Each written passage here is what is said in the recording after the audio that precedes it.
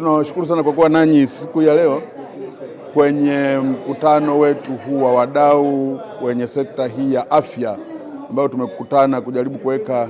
na kuona namna wanavyoweza kusaini kwenye masuala ya msingi ambayo yataendelea kufanyika kwenye mwaka wa fedha unaofuata mwaka 26-27. Swala lingine kubwa ambalo tumelizungumza hapa ni swala la namna ya kusupport kifedha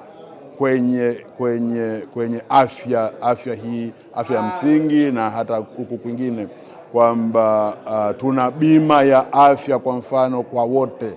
Ni kitu ambacho na chenyewe kimejadiliwa na kimesainiwa kwenye hii compact ambayo imesainiwa na wadau wote hapa. Mimi ombi langu kwa Watanzania ni kwamba tujaribu kujiunga wote kwenye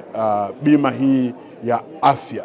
ambayo ni muhimu sana kwa ajili ya afya zetu. Sio kila mara unaweza kujikuta unapata tatizo, unaumwa, unafanya nini ikakukuta kwamba una fedha. Kwa hiyo ni vizuri kujihakikishia kwamba tunawekeza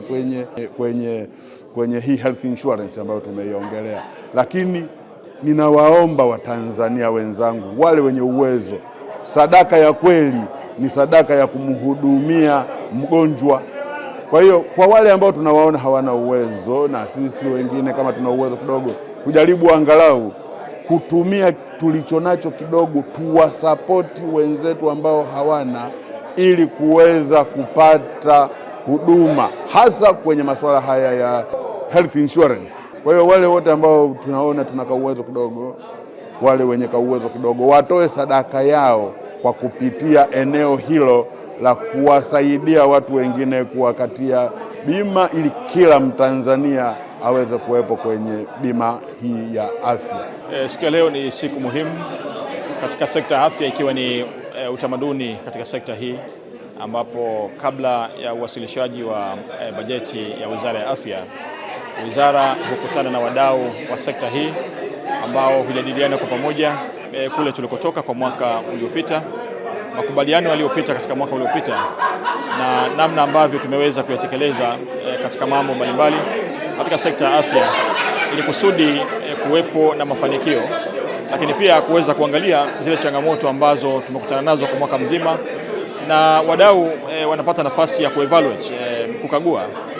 taarifa zetu na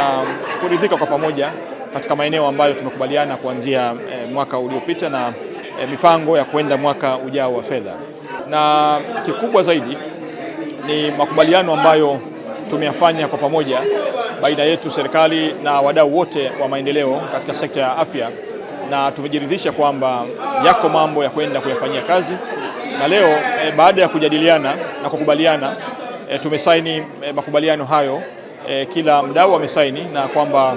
tumekubaliana kwenda mbele ili kusudi kuweza kulinda afya za Watanzania. Tunapolinda afya za Watanzania, tunalinda afya za dunia nzima, kwa sababu ya mipango ambayo iliyowekwa katika sekta ya afya na vipaumbele vilivyowekwa na mikakati ya kwenda kukabiliana na vipaumbele vilivyowekwa, na mipango ya namna gani tunaweza kuhakikisha kwamba sekta ya afya inapiga hatua na inakuwa ni sekta yenye kuhakikisha kwamba afya za Watanzania na ulinzi wa afya ni jambo la msingi na jambo la muhimu kujadiliwa hapa nchini Tanzania, lakini kujadiliana pamoja na wadau